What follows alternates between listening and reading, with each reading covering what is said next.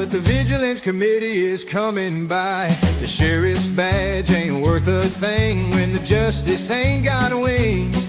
So we take it into our hands and we make them understand. Vigilantes in the shadows, that's where we ride. When the law can't see, we walk the other side. With a vengeance in our hearts and a fire in our eyes. Vigilantes in the shadows till the day they die. The town's been burning with fear and hate, but we're coming for the ones who sealed our fate. With a rope and a fire in the night, we're gonna make sure they see the light. The law may say it's black and white, but we know it's red and it ain't right. We'll do what the law won't do to see the guilty through. Vigilantes in the shadows, that's where we ride. When the law can't see, we walk the other side. With a vengeance in our hearts and a fire in our eyes. Vigilantes in the shadows till the day they die. The wind it howls like a banshee's cry. Outlaws tremble when we pass by. Ain't no mercy, ain't no grace, just the justice of a hard-pressed place.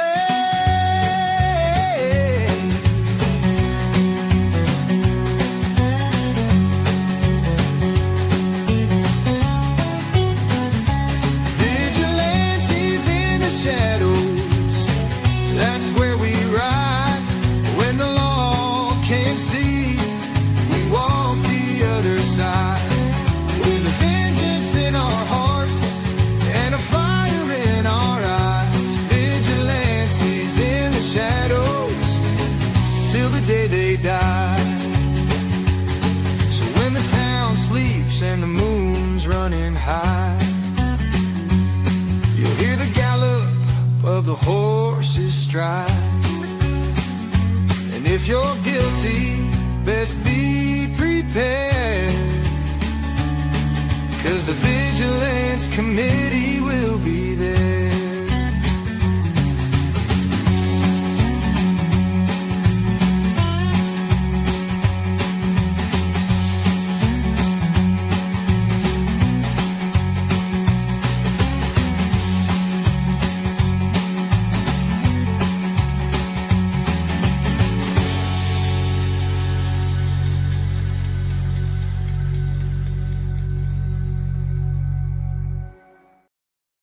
Hello and welcome to the Vigilance Committee.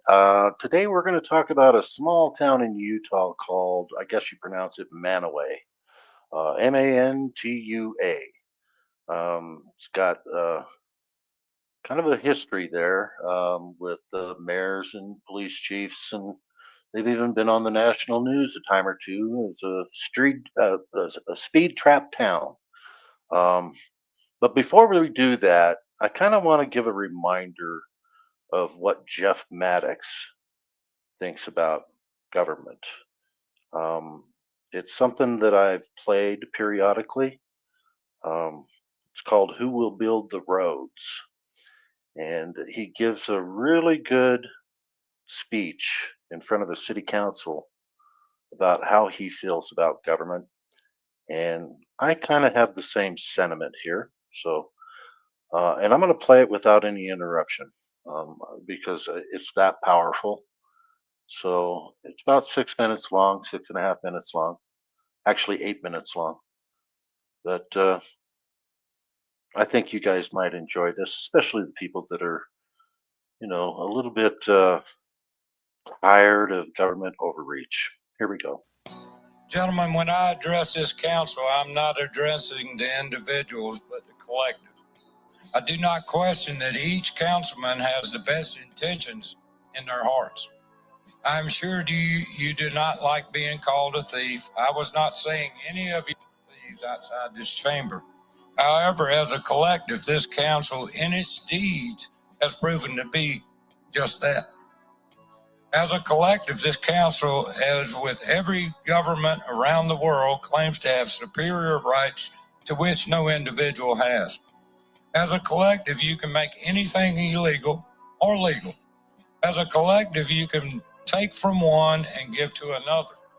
As a collective, you can force all to comply to your will, no matter the protest of those under your rule.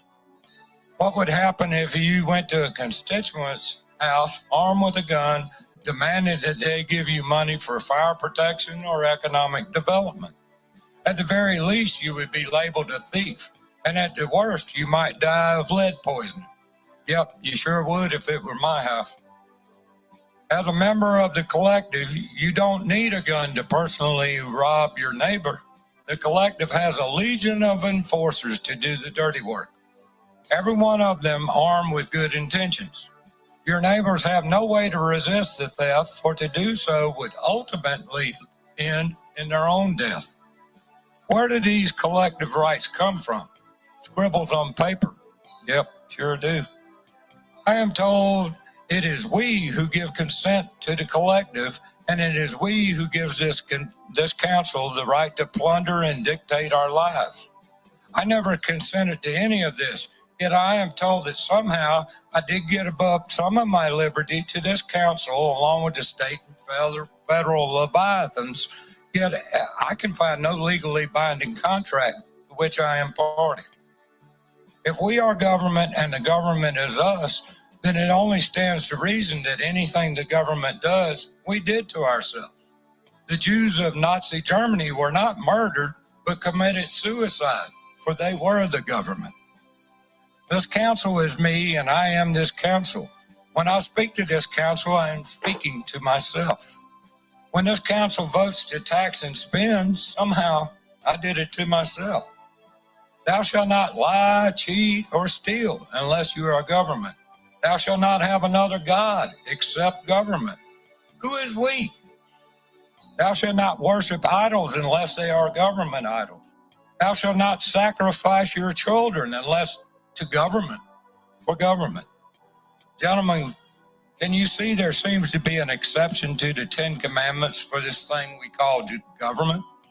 Where does this exception come from? It is my belief that government is the manifestation of Satan through the minds and hands of men. Government is the most evil entity on the earth, without exception. There is no entity on the planet that has killed more people than government. All the murderers throughout history account for only a fraction of what governments have murdered in its name. And yet we believe this is a necessary evil. Why? Who would build the roads? The 10 Commandments only applies to individuals, you see. The 10 Commandments does not apply to a collective of individuals who constitute their own governance called government, in whatever form they choose. Why? Who would build the roads? Governments recognize two sets of laws, one for the individual and another for itself.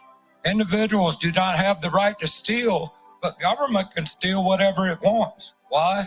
Who would build the roads? Every council member recognizes he has no right to steal from another individual, yet as a member of the collective, he can vote to steal all from all, yet in his mind, he does not see that theft as such. Instead, he sees the theft as proper and good. Why? Who would build the roads? At the beginning of every council meeting, you pray to God for guidance as you do the people's work. Notice it's not God's work, but the people's work. Why? Who would build the roads? You see, God doesn't build roads. I dare say every council member claims to be a follower of Jesus in his own life. Yet as a collective body, you don't act like Jesus would. Why? Who would build the roads? Satan has no physical power here on earth. Satan can't pick up a rock. He can't pick up a gun, nor can he abort a new life in a womb. Satan can't dig a ditch or build a house or a dam or murder on a massive scale. Nope, sure can't. Satan is helpless without the minds and hands of men. We call government the necessary evil. Why? Who would build the roads? What happens to men when they accept they must use evil to do good? Evil consumes and controls their every action, deceiving them that the evil they do is good for all. Why? Who would build the roads? When we accept that evil is necessary, then evil, government, becomes the means to solve every problem, as we see in every action this council takes. We must do this evil thing for the good of all. Why? Who would build the roads? Thou shalt not steal except for government. Why? Who would build the roads? Ye are of your father the devil, and the lust of your father ye will do. He hath been a murderer from the beginning, and abode not in the truth, because there is no truth in him. When he speaketh a lie, then he speaketh he of his own, for he is a liar and the father thereof. John 8:44, the 1599 Geneva Bible. The scripture is a perfect description of government, where evil is necessary for the good of all, which in fact is a lie. All government constituted by man is in fact born from the father of lies, and the deeds of his father it shall do. We accept this evil as being necessary, and we pledge our allegiance to it, even as we recognize it be under God's ultimate rule. We claim this evil to be blessed by God and not evil at all. We claim Uncle Sam is God's chosen to rule over us all. What Uncle Sam does is as if God has done. This government claims to be a child of God, yet acts like the child of Satan. What is wrong for the individual is right for government. We all know government is a liar. We all know government is a thief. We all know government is evil. Are we going to continue to do the deeds of our father, the devil, or shall we turn away from the evils and place our faith in the Lord?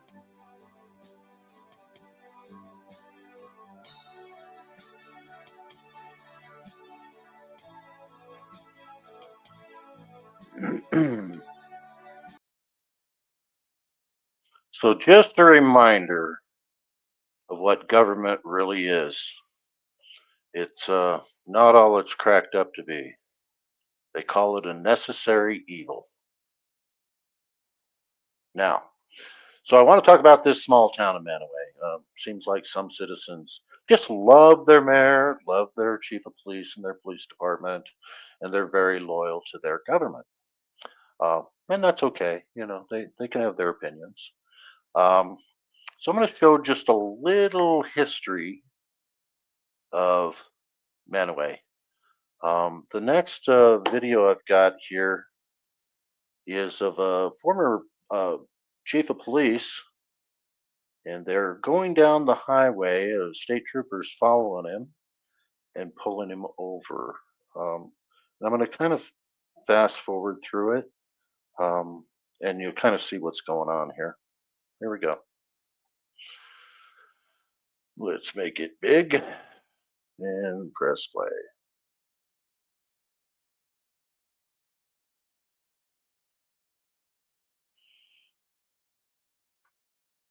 Let's go there.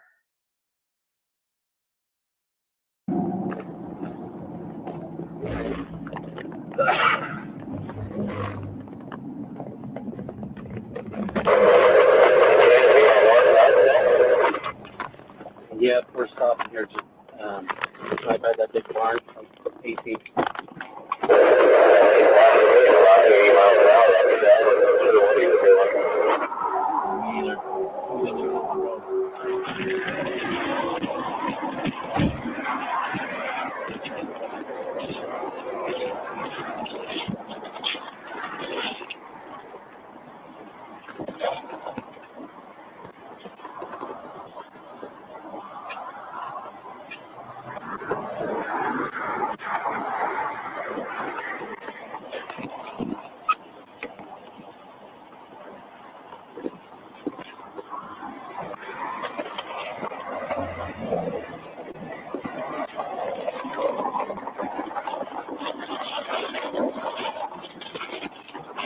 Dude, I had to reach far enough forward to get the gear. You can do it. Oh. Are you okay? Yeah. You were driving down the middle of the road. Well, I put back, and my split, and I thought, am I in his lane or am I in lane? So, I thought I was. You thought you were in your lane? You thought you were in your lane? Well, I seen the lane a bit over after I heard you, I think. All right. Shane, I'll be honest, you're really worrying me with how you're acting right now. Are you on any meds? Are you? I've been gonna go over.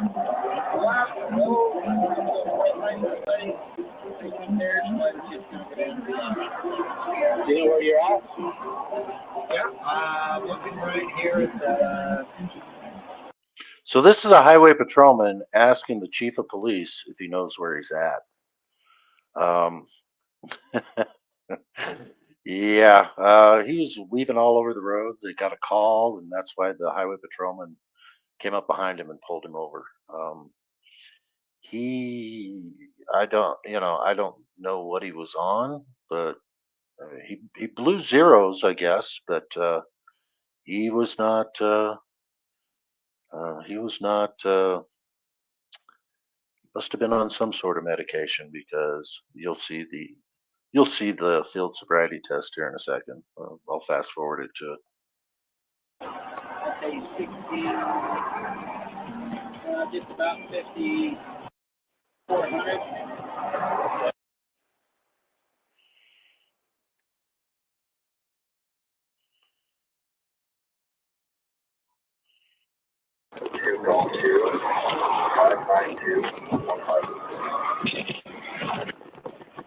Let's come out here. First, I'll have you just face me, go through back to the side here. So,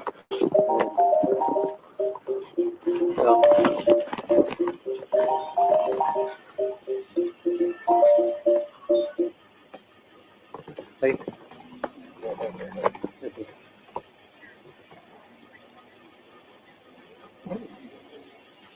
Okay.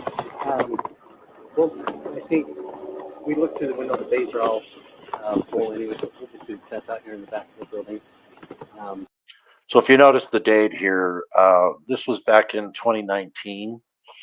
That was the current police chief of Mantua, Utah at that time, and you'll see the outcome here.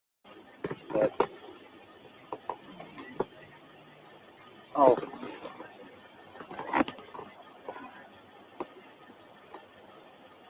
Oh, gotcha. Okay.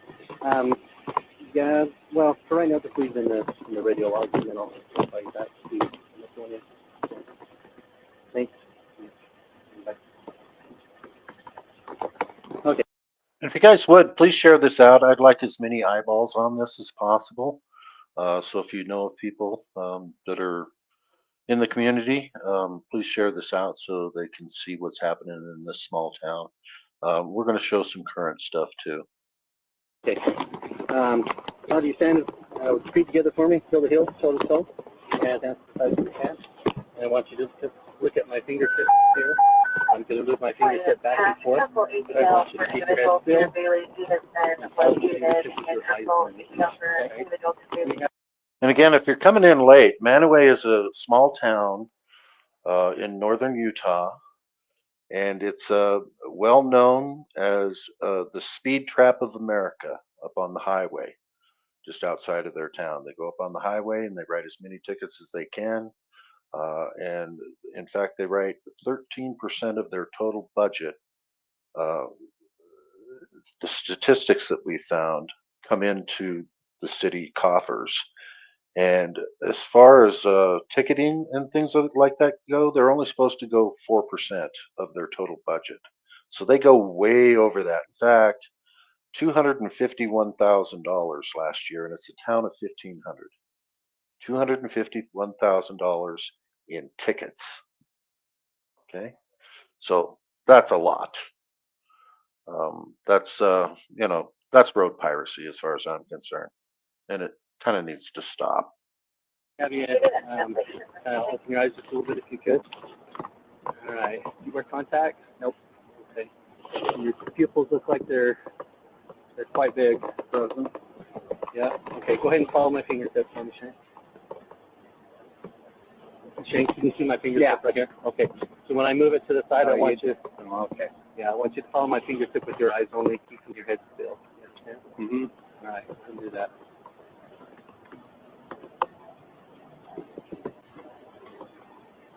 Okay, your eyes are just barely open. Can you open your eyelids real? Yeah, there you go. Like that. That's what I need to see right there. Okay. All right. Here we go again.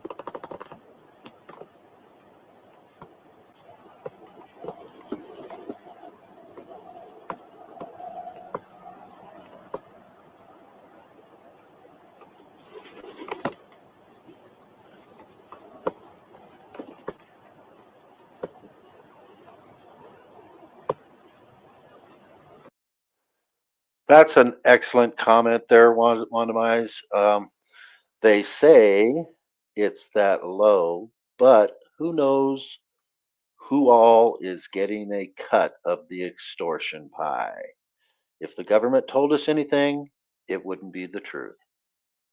And I just played a video earlier that the government is of Satan, which lies.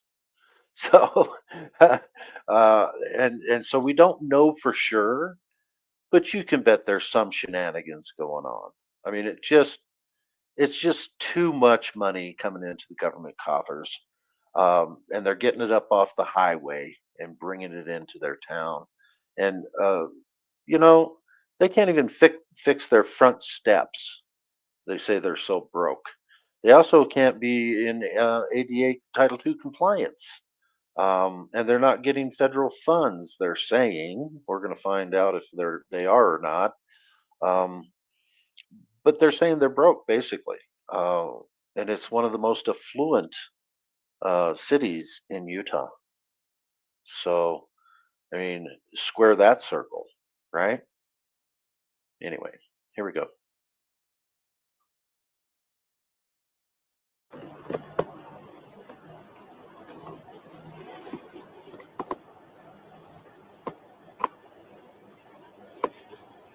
And I don't know why I'm calling it a city either. It's a town of 1,500 people.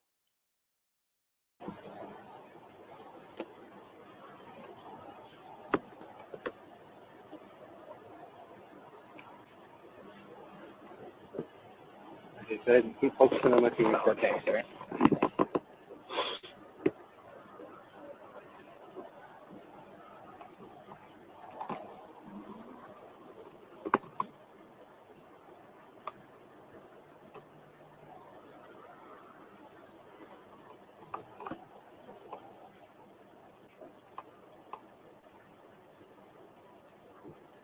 Yes, Spencer, we looked up Sunset too. It's on our list of go-to places at some point. Oh wow, look at that. Galveston Island Transparency in the chat here. Thanks for being here, brother. So people that are coming in late again, we're talking about a little small town, Mantua, Utah. It's got a population of 1,500 people, and the chief of police and his police department up there ticketed dollar amount was 251 or $253,000 last year, and it's because they're going up on the highway, and it's a well-known speed trap. It's been known nationally for decades as the speed trap of America, basically. And so this is a police chief from 6 years ago that was. I don't really understand the full story of it, but right here they're doing a sobriety check on him. I believe, though, he was convicted of driving while intoxicated.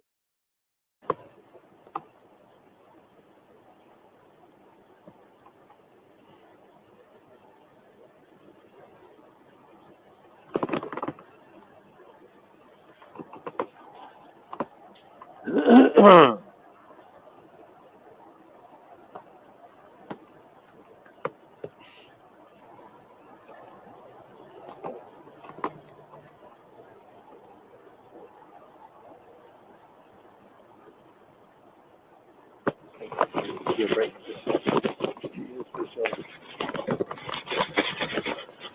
That's what we're going to do. We'll go up. Okay, same thing. I'll go up twice. And have you look at my fingertip up there. Focus on that. And keep your head All right, so that's the eye portion of it. Now let's just fast forward here a little bit. Let's get him walking. See how he does. 2, 3, 4, 5, 6, 7, 8, 9. Okay, so let me have you get in that position again. Okay, do you understand how I want you to walk?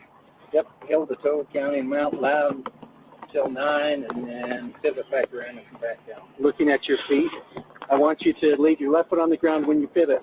Take small steps, set your heel to your toe, and then this will be step 1. Okay, that makes sense? 1, 2, 3, 4, 5, 6, 7, 8, 9, 10. Okay. 1, 2, 7, 8, 9, 10. All right, the next exercise that we're going to do involves raising a leg of your choice approximately 6 inches off the ground. What I want you to do to begin with is put your feet together for me, heel to heel, toe to toe. Okay? Now, when I say begin, I want you to choose a leg of your choice and raise it approximately 6 inches off the ground. I want you to keep your hands to your side. I want you to point your toe back to the ground, look at your foot, and then begin counting out loud 1001, 1002, 1003, and so forth until I ask you to stop. Okay? Do you have any questions for me? Nope. All right, go ahead and begin. 1001, 1002, 1003, 1004, 1005, 1006, Oh, oh, oh, oh, 1007, oh. 1008, 1009, 1010. You didn't tell me to stop, though. No, keep going. 2011, 2012, 2013, 2014, 2015, 2016, 2017. You need to stop. Good, good. The gum was coming up. What's coming up? My gum. Oh. All right. Let me have you spit your gum out. Okay. Your mouth, please. Okay. And then lift your tongue up to the top, please. I don't see anything else in your mouth. No tongue rings or anything like that, right? Have you been chewing anything at all? No chew? Okay, so your mouth is clean? Yeah. Looks like it. Warm. That light feels good. All right. You haven't had any alcohol today? Nope. Okay. Well, this is the PVC, so go ahead and do that.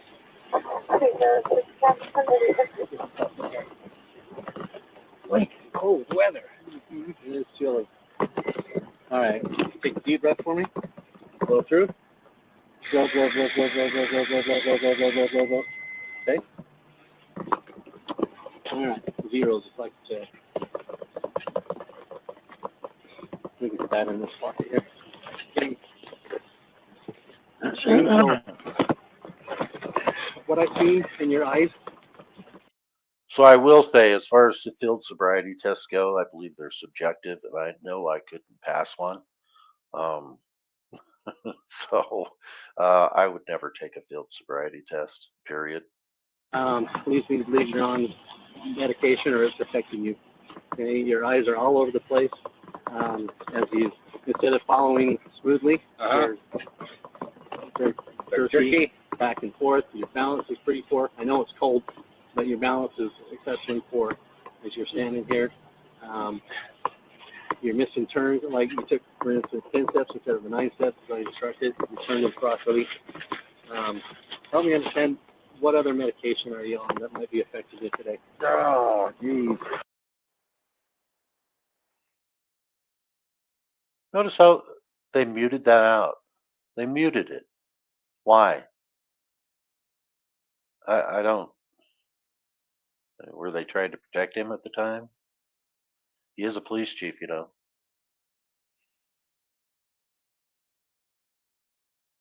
Don't understand why they. That's something else we're going to work on. Muting body cams. Shouldn't be done. Not unless there's personal information. He asked him what he might be on, you know. Okay, could be a HIPAA violation. All right, I'll go with that. Sure, sure. Um, I don't think so though.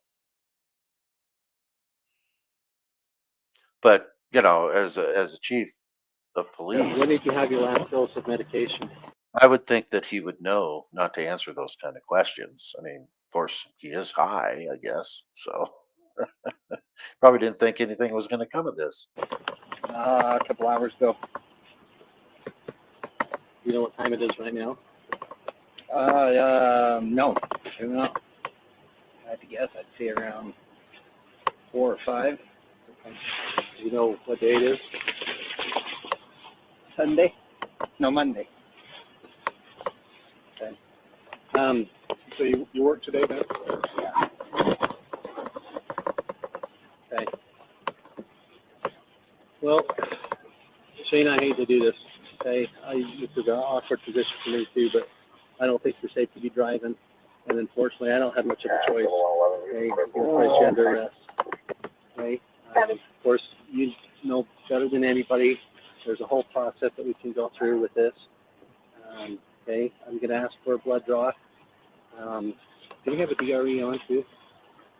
Maybe this actually have a DRE. Okay, I want to work with you as much as I can, Shane. Okay. Are you comfortable? Will you work with me on that? Oh yeah. Yeah, this is really awkward. I really don't want to do this. Oh no, I have to arrest him. Oh no. Gee whiz, golly gee, but he has no problem arresting just a regular person, right? But this is the chief of police. He's special. Oh, yeah. Can't believe it. I know. I said, I'm not prepared. Okay. Let me have you put your hands behind your back here. Oh, we don't get to watch the end of it though.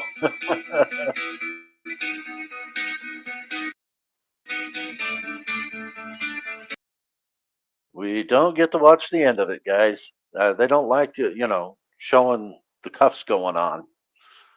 That was 6 years ago. So the next video I'm going to share is an ex Mantua chief who speaks out after he's terminated by a previous mayor, I believe. And it's a news story.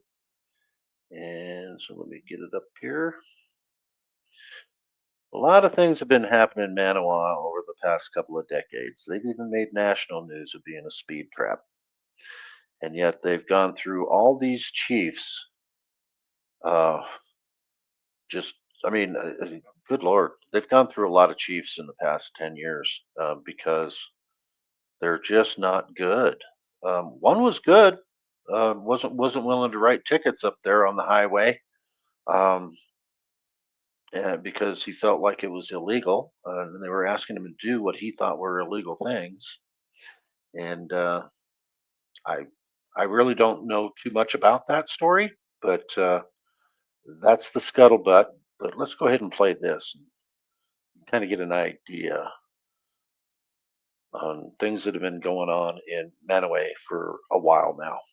Police Chief of Manaway now speaking out. It's where we begin. ABC4 News at 6. Good evening, everybody. I'm Rick Aaron, in for Glenn Mills tonight. And I'm Emily Flores. We want to thank you for joining us this evening. Today, that police chief, Castro, broke his silence to ABC4 News, saying that he refused to sign a letter of probation he received from Mayor Michael Johnson.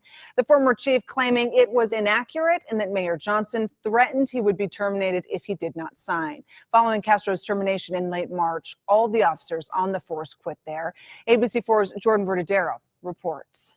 Michael Castro joined the Manaway Police Department as their chief in July of 2020. I immediately fell in love with the town. It was beautiful. The residents were very, very nice and welcoming. Just a few months later, Castro jumped into freezing waters to save a man who fell through the Manaway Reservoir while ice fishing and got an award. Well, their job saved my life. Mayor Johnson wrote a nice letter of recommendation to nominate me as the Small Agency Division Police Chief of the Year for the state of Utah under the Utah Chiefs of Police Association. Castro says he quickly noticed Manaway didn't have a proper structure in place to follow state and federal mandates. The problem is it costs money, and this is not something that was budgeted for whatever reason. The budget was already put together for this year prior to me taking this position. The majority of our budget has always been sustained with citations. Castro says Mayor Michael Bingo, right there.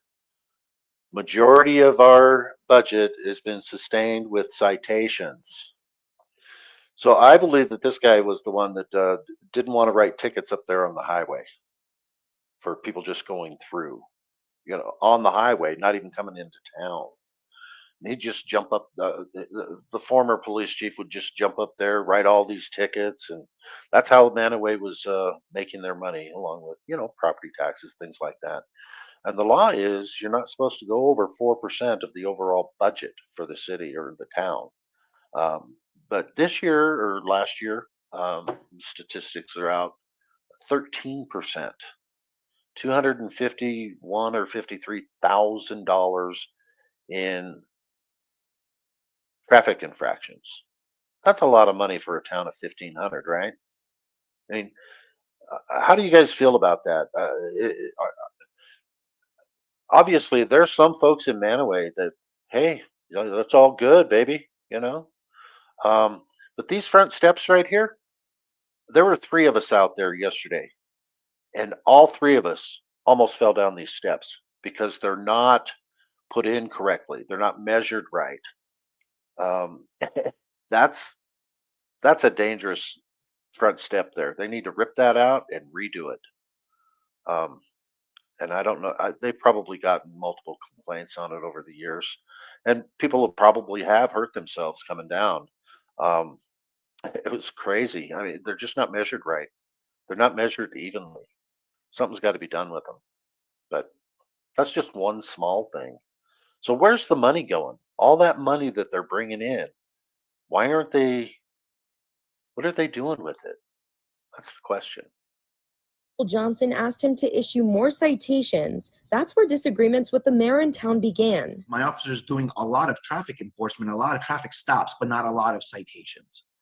And that was something that I was running into a lot of problems with the town. Castro says he received this letter of probation from Johnson, stating 14 points, including interactions with locals, which Castro says is inaccurate and skewed, so he refused to sign. The mayor got very, very, angry with me and told me that I was working under the authority of him, that's why I have the job.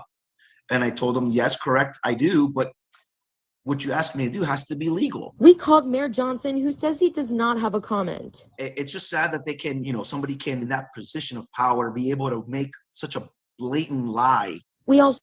So just so everyone's aware too, that is not the current mayor. There's a different mayor right now, but he's the same way. He wants tickets to be written up there.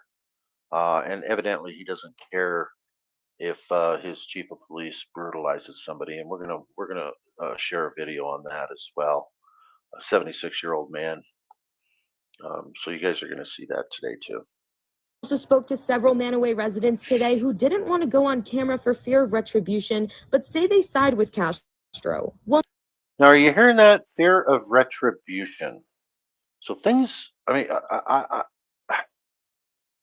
people become afraid to talk negatively about their government for fear of retribution, especially in small towns. And so the people that are really praising their local government are either I don't know, I don't want to call them evil people, but they're bootlickers. They probably don't really know what's going on anyway.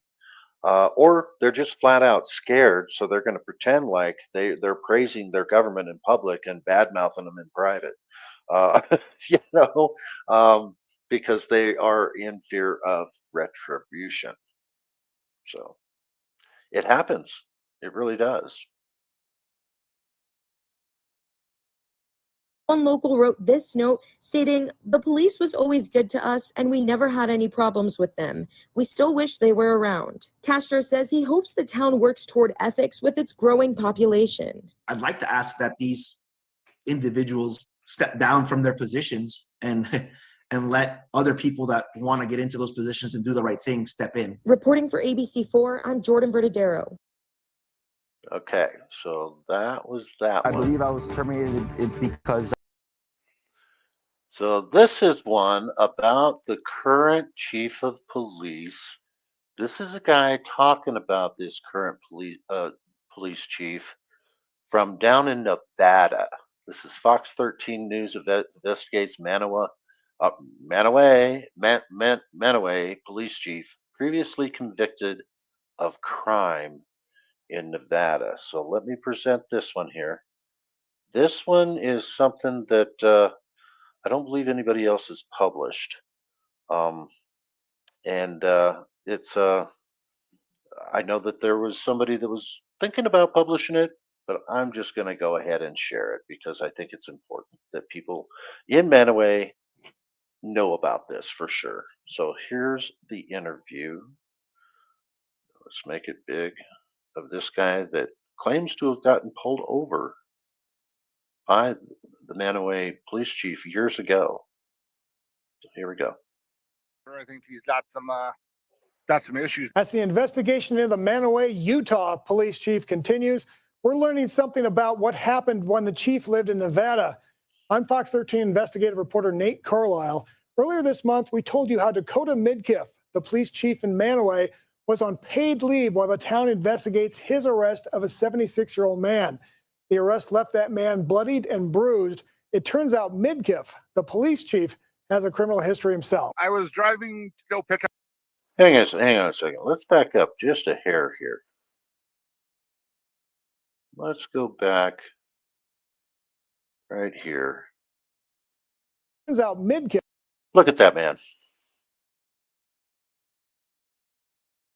76 years old.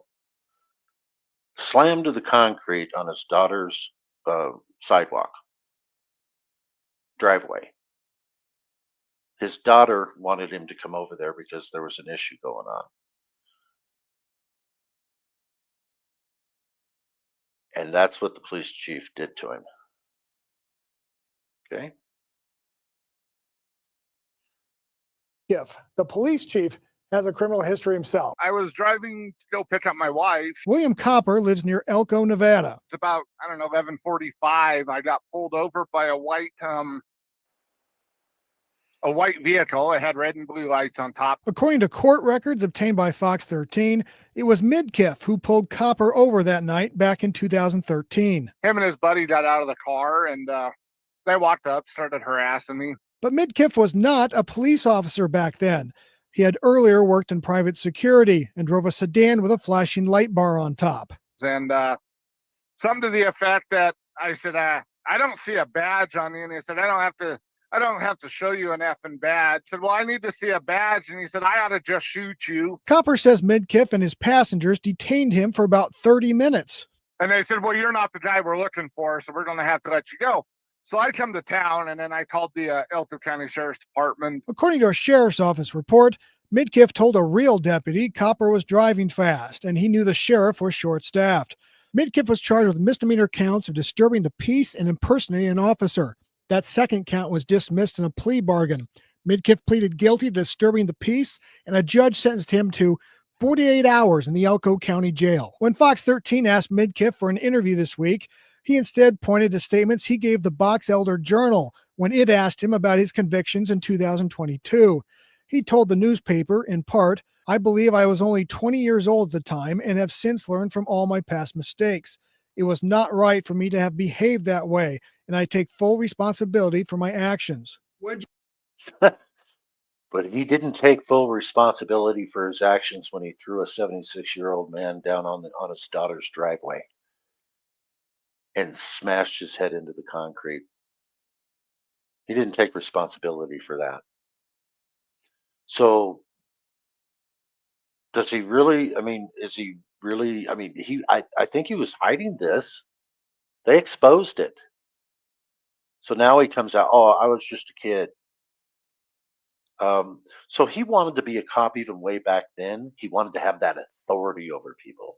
He wanted to he wanted to harass people.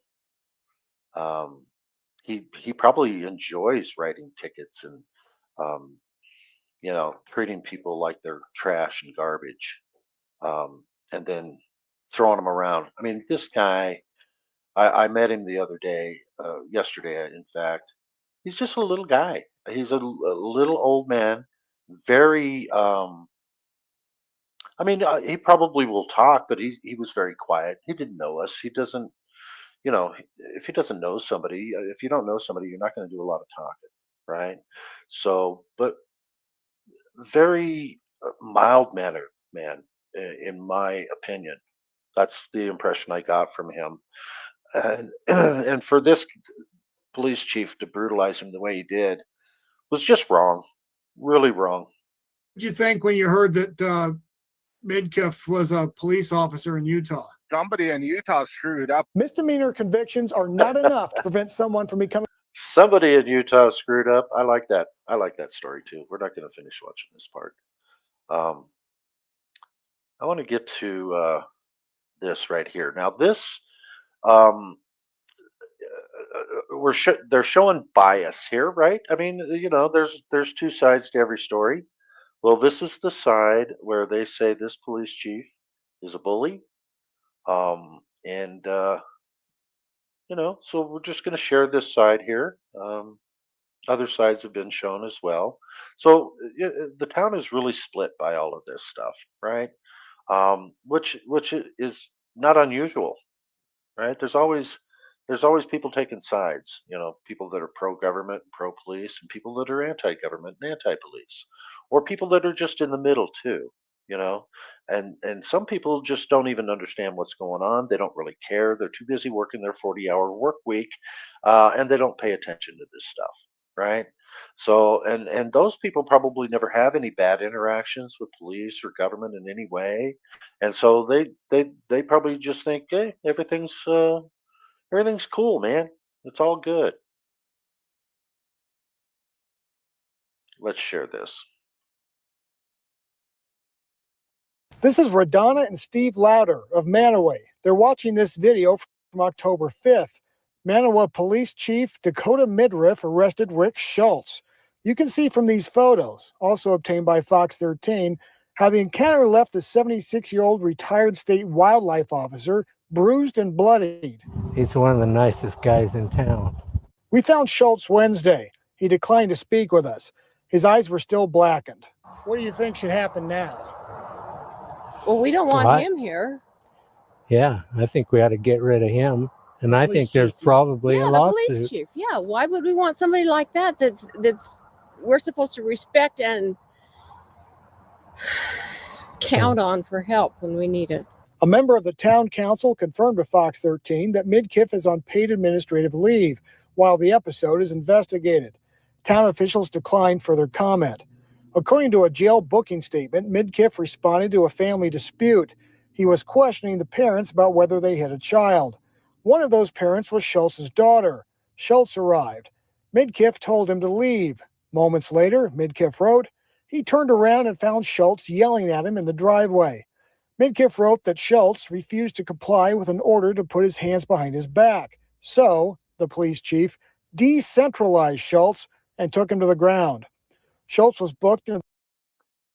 The part about yelling, I don't see it in this guy. He's really mild mannered. I don't see him yelling. I guess he could have, but I don't see it. The Box Elder County Jail on suspicion of interfering with a peace officer. He has not been charged with any crimes. But according to these minutes from Midkiff's hiring in 2022, a town council member, quote, stated that he will tell any who ask him not to call Chief Midkiff for help because he does not think Dakota Midkiff would handle it properly due to his lack of experience. He also said citizens should be fearful, and if asked, he will say so. Justin Brown. Should be fearful, end quote. Midkiff is the fourth Mantua police chief in 5 years. Do you just fix this one? You guys hear that? Fourth police chief in 5 years. Something's not quite right going on in Mantua, right? Um, something's not quite right there. Could it be the mayor? Maybe. Could it be the judge? I don't know. Could be most of the council and the mayor. Yeah, I would think so. They're the ones that are in charge of hiring a police chief and getting rid of the bad ones and trying. So it seems like they just want to get they only want a police chief that's willing to extort money up on the highway, bring in that revenue. But then where's the revenue going? I wonder.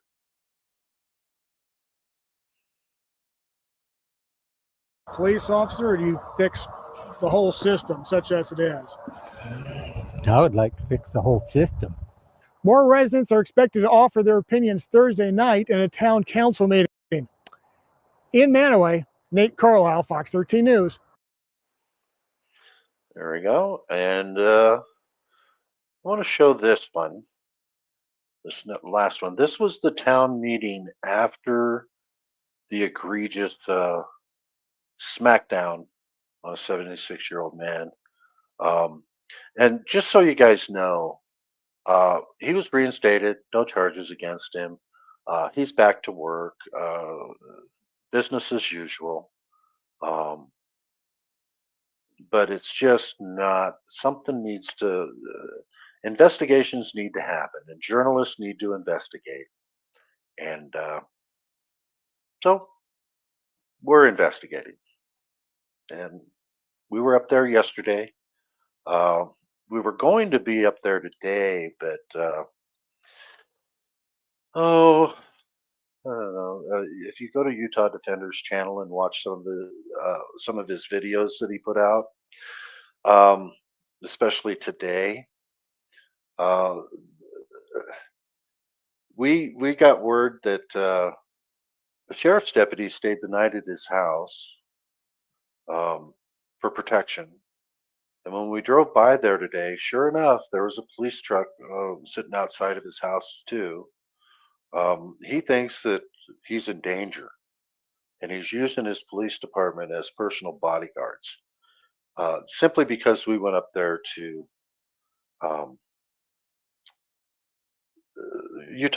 Defender went up there to serve him some paperwork. And if anybody knows Utah Defender, I mean, he's I say this a lot. He's got colorful language. He uses his freedom of speech in a very colorful way. He's not always nice, and but he's never been violent with anybody. As farthest thing from his mind, as far as I can tell. He redresses his grievances. If he doesn't like something, he'll flat out tell you. He's honest as the day is long. He's being accused of being a clicks and views guy. I've asked him numerous times to monetize his channel because he's got enough subscribers. He won't do it. He will not do it. He doesn't ever want to be accused of being selfish and not really caring about other people. He's doing what he does because he believes in what he's doing. He believes in constitutional rights. He believes in effecting change within our government. He's been shocked by the behavior of police departments and police officers. When you see video after video after video of people being brutalized, it's something's got to be done about it. And if not us, journalists, who? Anyway, I'm going to share this video. I'm going to share just this part of it because this shows you the body cam footage, which is not very good, of the smackdown. And it's not good at all. You can barely even hear it. And I think they did that on purpose with a purpose. There's another video out there somewhere, and I can't find it now, where you really get a full picture of everything that occurred when he got slammed down onto the driveway of his daughter's house. But I couldn't find it today, so we're going to have to go with this one. To see what happens for yourself first. So if we could cue that up. So just go right to the beginning. There's a few seconds before he comes into the scene.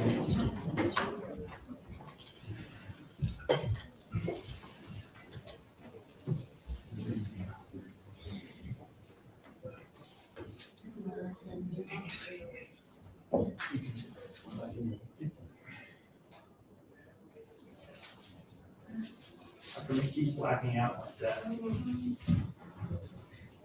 You want to pause it and see?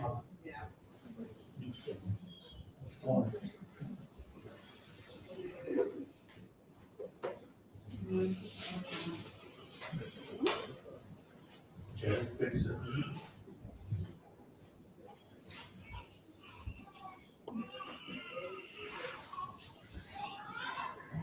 Keep in mind, this is their city prosecutor, or he might be their city attorney that is presenting this.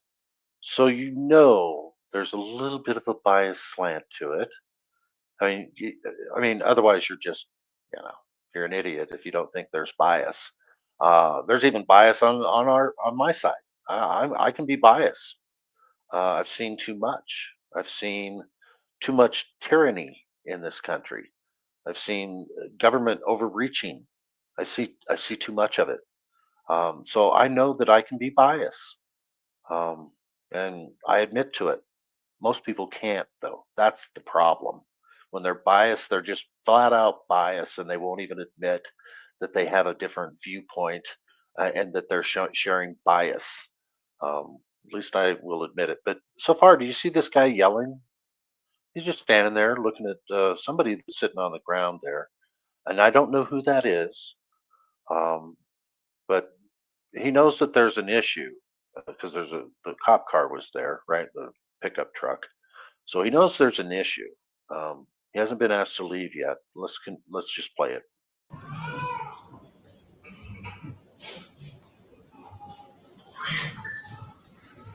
Right here, when he looks back, you know that this police chief is saying something to him. Why can't we hear that?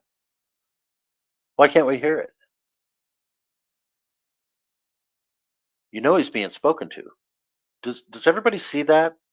Am I?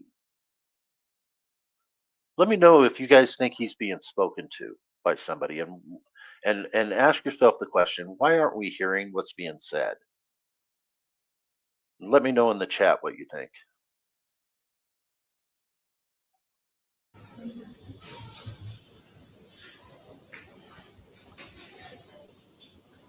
And now nobody's there. What is this? Oh, I had the judge tell me about videos can be edited. He told me that yesterday. I had about a 45-minute conversation with the judge of the town right outside. And I've got a video that's coming up that I'll share with you guys. He thinks everything's edited in a really negative slant against the government. I told him I don't edit my videos, and he didn't want to be on camera, so he kept moving around. You guys will see it tomorrow, or I might publish it after this live is over. You guys can watch it. And just listen to the conversation really closely. It was cordial, but I let him do most of the talking, and I think you guys will be able to see that some people, you just look at the look on their face, the way they're asking questions. It'll shine through. It'll shine through. I told him the camera doesn't lie, and it doesn't.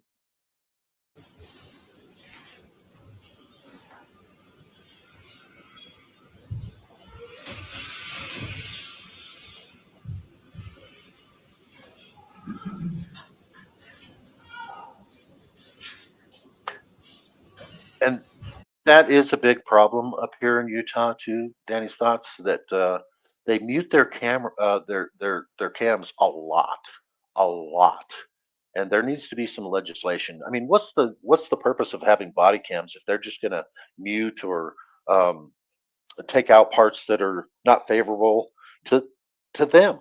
What's the whole purpose of having body cams if they're not going to be transparent with it, right? It's crazy.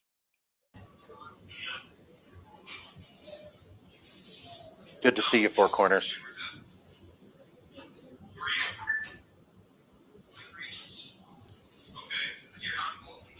And I do want to say, Four Corners, fist in the air. Please put his link in the chat.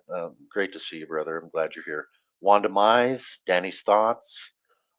If the moderators could drop links to these channel owners, I'd sure appreciate it. And that's all I got to say about that. Just do it. Thanks, STD.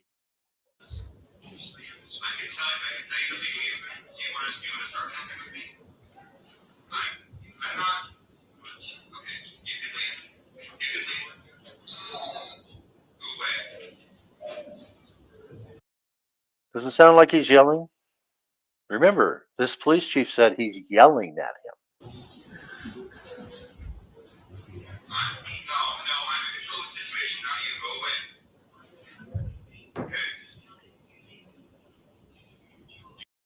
That's not a yell. I can't. I can. You guys even hear him? I don't think that's a yell, right?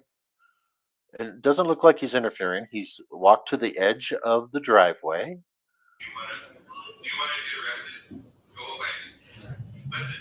Do you want to get arrested? Go away. He's already threatening the guy. I'm not going to tell you one more time. Go away. Okay, get off the property. Go. Wait a minute. He is off the property. Did you guys see that? He's on the public easement right here. Let me back it up just a little bit, and I want you guys to give me your opinion in the chat. Is he off the driveway and on the public easement when he tells him to get out of here? Okay, look at his feet. Look at his feet. Go away. Listen, I'm not going to tell you one more time. Go away. All right, right there. Okay, get off the property. Go. He is off the property, and he's turned to leave, right? It's interference. Police officer, go away. Okay. Stop being stupid. Oh. Stop being stupid. In other words, do what I tell you to do when I tell you to do it. Otherwise, you're just stupid. And he's talking to his elder that way. This guy's 76. And he was only 34 at the time, the chief, I believe.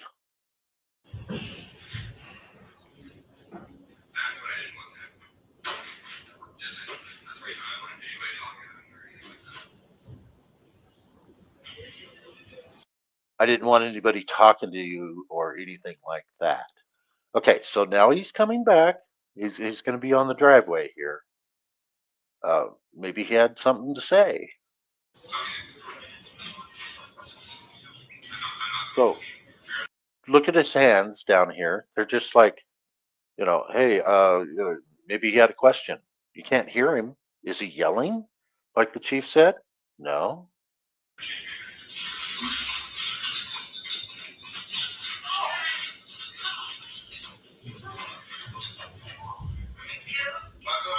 So 0 to 100, just like that, just because he walked back up on the driveway, probably asking a question, had his hands out like, like the palms out, like I'm just, hey, what's happening here, right? And to be slammed down on the ground like that, totally egregious.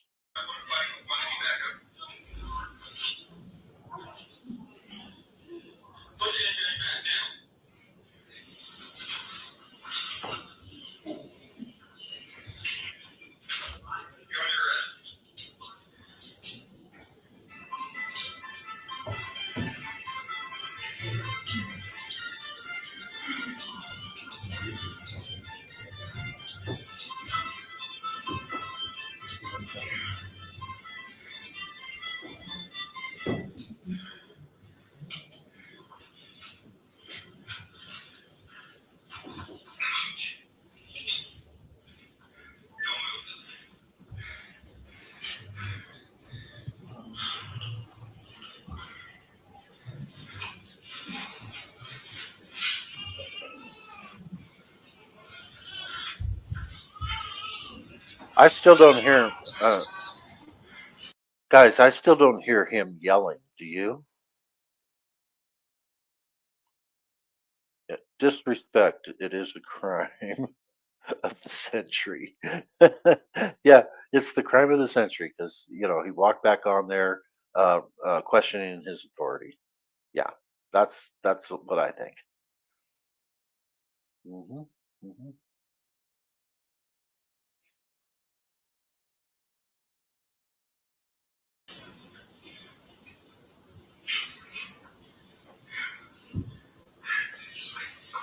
Remember, this is his daughter's house too. He has concerns, right?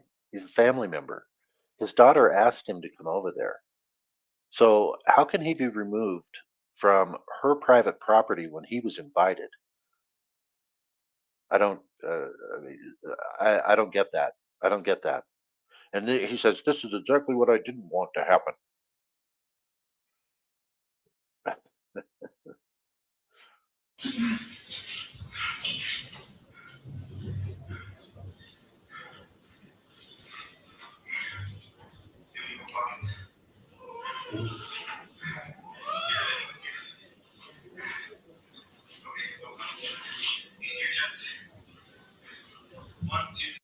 This guy might be 100 to 120 pounds, maybe 130.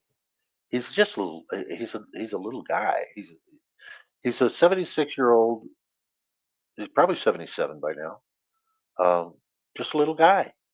And the way that this police chief slammed him down, I mean, just the pictures tell you 1,000 words, right? Everybody saw that pictures, right?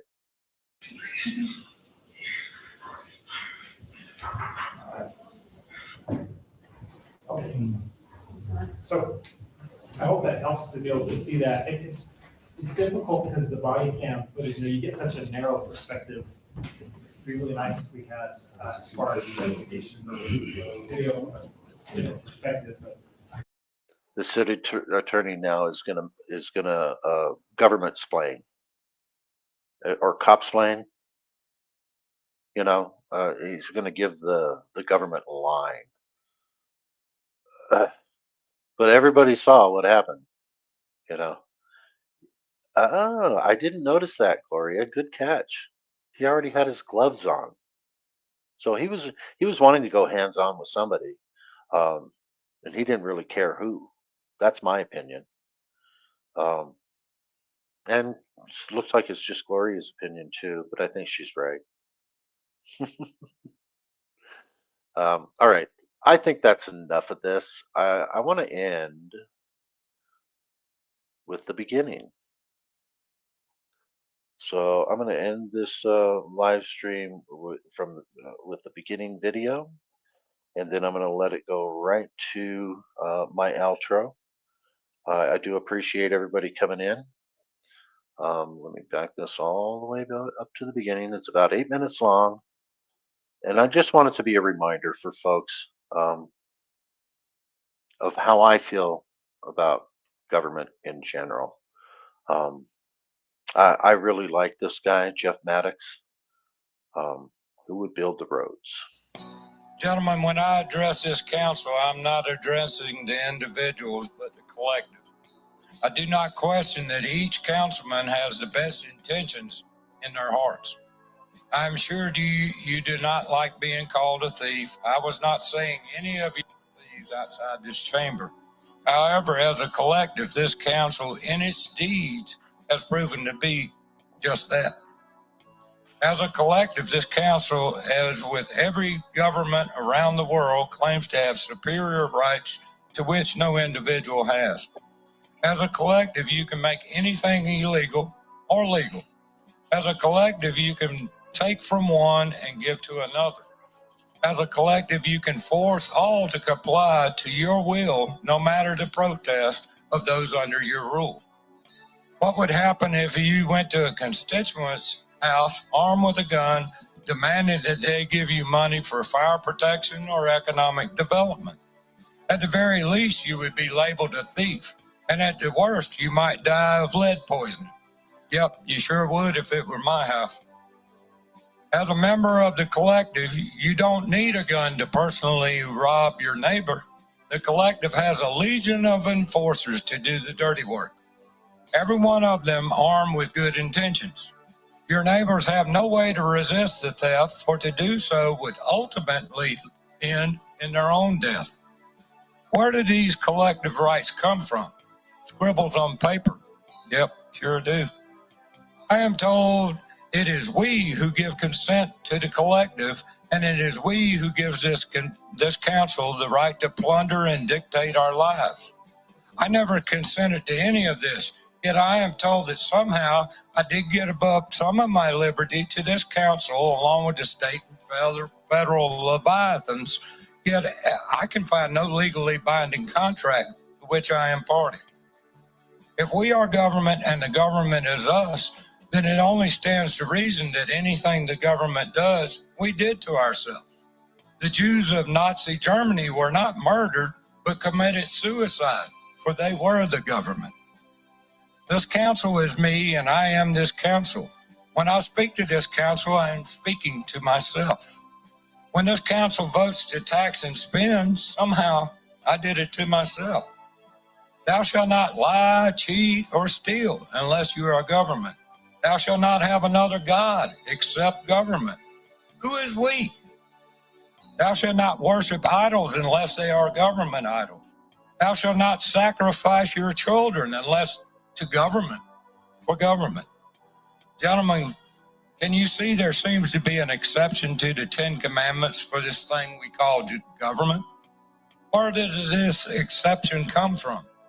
It is my belief that government is the manifestation of Satan through the minds and hands of men. Government is the most evil entity on the earth, without exception. There is no entity on the planet that has killed more people than government. All the murderers throughout history account for only a fraction of what governments have murdered in its name. And yet we believe this is a necessary evil. Why? Who would build the roads? The 10 Commandments only applies to individuals, you see. The 10 Commandments does not apply to a collective of individuals who constitute their own governance called government, in whatever form they choose. Why? Who would build the roads? Governments recognize two sets of laws, one for the individual and another for itself. Individuals do not have the right to steal, but government can steal whatever it wants. Why? Who would build the roads? Every council member recognizes he has no right to steal from another individual, yet as a member of the collective, he can vote to steal all from all, yet in his mind, he does not see that theft as such. Instead, he sees the theft as proper and good. Why? Who would build the roads? At the beginning of every council meeting, you pray to God for guidance as you do the people's work. Notice it's not God's work, but the people's work. Why? Who would build the roads? You see, God doesn't build roads. I dare say every council member claims to be a follower of Jesus in his own life. Yet as a collective body, you don't act like Jesus would. Why? Who would build the roads? Satan has no physical power here on earth. Satan can't pick up a rock. He can't pick up a gun, nor can he abort a new life in a womb. Satan can't dig a ditch or build a house or a dam or murder on a massive scale. Nope, sure can't. Satan is helpless without the minds and hands of men. We call government the necessary evil. Why? Who would build the roads? What happens to men when they accept they must use evil to do good? Evil consumes and controls their every action, deceiving them that the evil they do is good for all. Why? Who would build the roads? When we accept that evil is necessary, then evil, government, becomes the means to solve every problem as we see in every action this council takes. We must do this evil thing for the good of all. Why? Who would build the roads? Thou shalt not steal except for government. Why?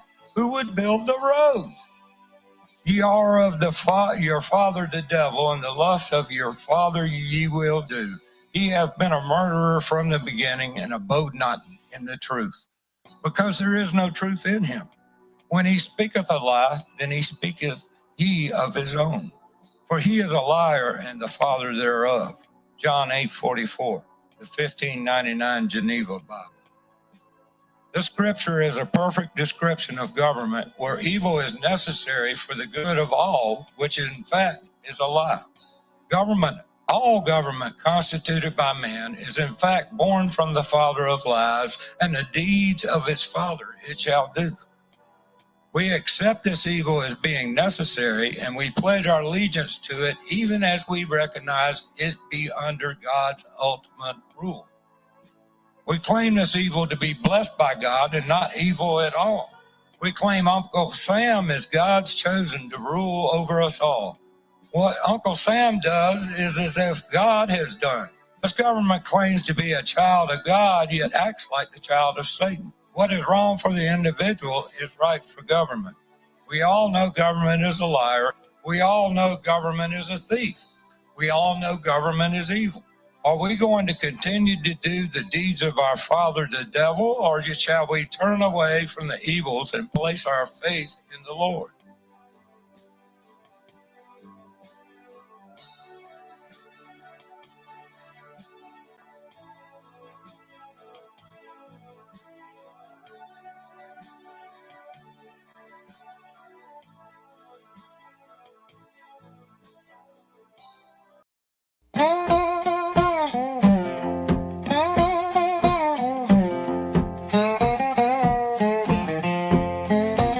Well, the sun sets low on the dusty plain. Justice walks slow, but it ain't the same. The law can't reach and the sheriff's gone. So we take the reins and we right the wrong. The vigilance committee's here when the law ain't enough. We take it into our own hand, where the road's getting rough. In the dead of the night, when the sky's turning blue, we make our stand, ain't no fear, we see it through.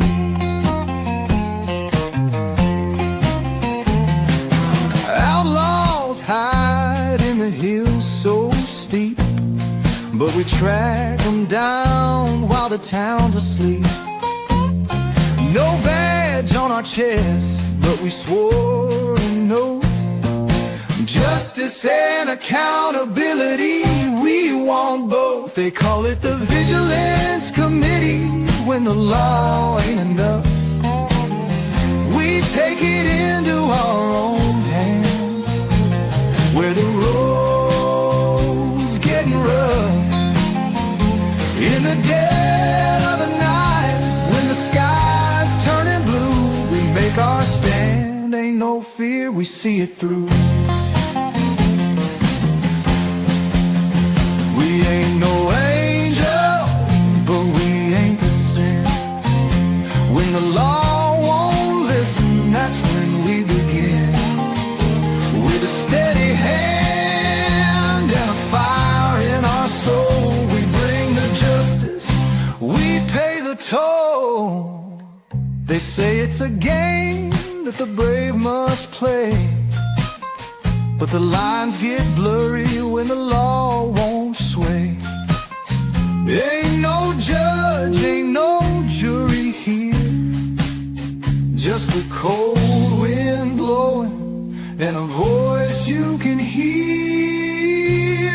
They call it the Vigilance Committee when the law ain't enough. We take it into our own hand, where the road's getting rough. In the dead of the night, when the sky's turning blue, we make our stand, ain't no fear, we see it through.